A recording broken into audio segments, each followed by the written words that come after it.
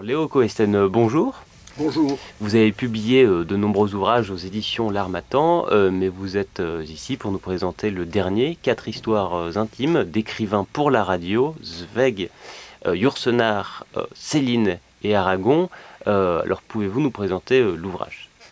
Oui, alors ce sont des fictions que j'écris pour France Inter, notamment pour la série Affaires sensibles, la fiction, qui est toujours diffusée le vendredi, à part Zweig, qui a fait partie d'une autre série. Et en fait, à la suite d'un déjeuner, eh bien, nous avons convenu de réunir dans un premier volume des fictions autour de 4 grands écrivains, notamment Zweig, Yourcenar, Aragon et enfin Céline. Et puis dans un second volume à paraître, 4 histoires, toujours pour la radio, d'événements peu connus autour de la Seconde Guerre mondiale. Mais ça, c'est une histoire à venir.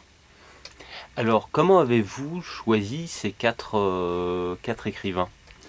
Alors ces 4 écrivains se sont imposés, je dirais, à moi naturellement. D'abord Stefan Zweig, parce que avant-guerre, Seconde Guerre mondiale j'entends, c'était l'écrivain le plus lu dans le monde entier, mais pas uniquement pour cette raison, mais parce que il a écrit des nouvelles qui sont intemporelles, merveilleuses, Le joueur d'échecs, par exemple. Et son rôle durant la Seconde Guerre mondiale a été tellement étrange. Lui, juif, n'a jamais voulu dénoncer le régime nazi. Bon. Une histoire tragique qui l'a conduit au suicide.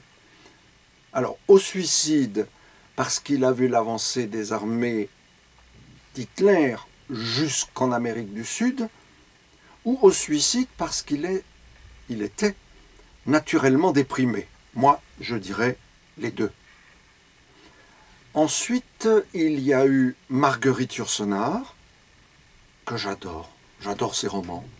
Le Veau noir, par exemple. Les Mémoires d'Adrien, par exemple.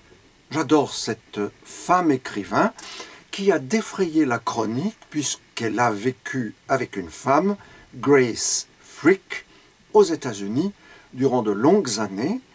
Et puis, ça a été la première femme à intégrer l'Académie française, non pas à sa demande, mais parce qu'un certain Jean d'Ormesson a fait son siège et a absolument voulu qu'elle intègre l'Académie française. Il a tout fait pour qu'elle soit élue, alors qu'elle n'a fait aucune visite, ces visites traditionnelles pour dire « S'il vous plaît, élisez-moi, je suis la meilleure ». Ensuite, il y a eu Céline. Céline, une ordure, un collabo. Il a dénoncé notamment un médecin durant la Seconde Guerre mondiale. Il était vichiste. Mais il a écrit des si beaux romans. Voyage au bout de la nuit. Je pose une question.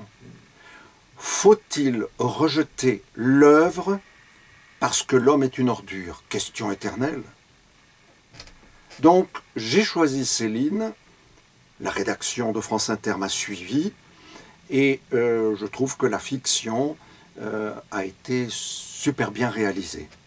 Et enfin, Louis Aragon, que j'ai intitulé Louis Aragon ou le vertige de l'aveuglement. L'aveuglement, il est resté stalinien jusqu'à la fin de ses jours. Alors je raconte dans cette fiction le couple Elsa Triolet-Louis Aragon, sulfureux.